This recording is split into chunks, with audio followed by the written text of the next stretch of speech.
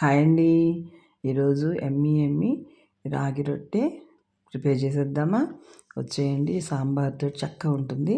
దీన్ని ఒక్క బౌలు రాగి పిండి, ఒక బౌలు అటుకులు, ఏ అటుకులైనా తీసుకోండి. కొంచెం పెరుగు, ఆ పెరుగులో కొంచెం వాటర్ యాడ్ చేసుకొని ఇలా చక్కగా ఒక కప్పు, 2 కప్పుల వాటర్ తోటి చక్కగా వేసుకోండి. బేకింగ్ సోడాని కొంచెం ఒక స్పూన్ వేయండి. ఇలా కలుపుకొని చక్కగా వాటర్ సరిపడినంత వేసుకుంటే 2 కప్పులు సరిపోతాయండి.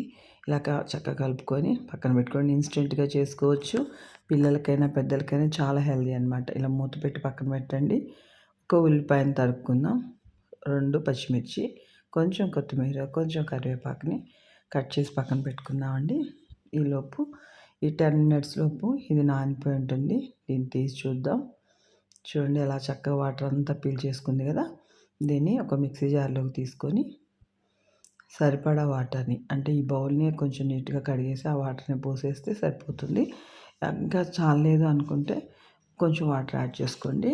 చక్కగా ఇలా ఈ కన్సిస్టెన్సీ వచ్చేంత వరకు దోశ బ్యాటర్ లాగా అనమాట.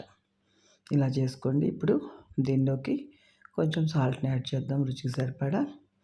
చక్కగా మిక్స్ చేసుకొని దీనిలోకి ముందుగా మనం తరిగి పెట్టుకున్నటువంటి ఉల్లిపాయలు, పచ్చిమిర్చి, కొత్తిమీర, కరివేపాకుని కొంచెం పక్కన పెట్టి మిగతాదంతా యాడ్ చేయండి. ఇలా కలుపుకోండి.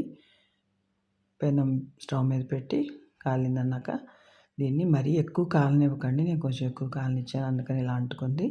చక్కగా మీడియం ఫ్లేమ్లో పెట్టుకొని చేయండి. దీనికి కొంచెం ఆయిల్ యాడ్ చేయండి. పెద్దవాళ్ళకైనా పిల్లలకైనా ఎవరికైనా చాలా హెల్దీ అండి. వారంలో ఒక్కసారైనా ఖచ్చితంగా ఒక్కసారైనా చేసి పెట్టండి. పిల్లలు చాలా ఇష్టంగా తింటారు. ఆరోగ్యానికి కూడా మంచిది కదా. కొంచెం ఆయిల్ వేసాక కొంచెం వేగింది అనుకున్న తర్వాత ఇలా పక్కన పెట్టుకున్నాం కదా ఉల్లిపాయలు, పచ్చిమిర్చి, కొత్తిమీర, ఇది పైన అలా స్ప్రెడ్ చేద్దాం. అంటే చూసేదానికి కూడా ఎమ్మీగా ఉంటుందని. సో కాలిన తర్వాత టర్న్ చేద్దాం. చక్కగా దీన్ని ఆయిల్తో కానీ ఆయిల్ లేకుండా కూడా చేసుకోవచ్చండి. హెల్త్కి చాలా మంచిది. చక్కగా ట్రై చేయండి. పిల్లలకి ఇలాంటి వెరైటీ ఫుడ్స్ పెట్టడం వల్ల ఇంట్లో వాళ్ళు కూడా చాలా ఇష్టంగా తింటారు. ఇప్పుడు ఇది ఇంకొక దోశని, అంటే రొట్టె అనుకోండి, దోశ అనుకోండి, ఏదైనా పర్వాలేదు, దీన్ని ఆయిల్ లేకుండా చేస్తున్నానండి. సేమ్ ప్రాసెస్లో ఆయిల్ వేయలేదు. సో మీరు కూడా ఖచ్చితంగా ఎంతో హెల్దీ అని రాగి రొట్టెని ఖచ్చితంగా ట్రై చేయండి. మీ పిల్లలకి పెట్టండి. ఎలా ఉందో కామెంట్ చేయండి. Thank you for watching my channel. Thank you. ఇలాంటి వెరైటీ వంటకాల కోసం మా ఛానల్ని ఖచ్చితంగా లైక్ చేసి, షేర్ చేసి, సబ్స్క్రైబ్ చేయండి. నేనైతే దీన్ని కారపొడి సాంబార్తో సర్వ్ చేస్తున్నాను. ఓకేనా? Thank you for watching.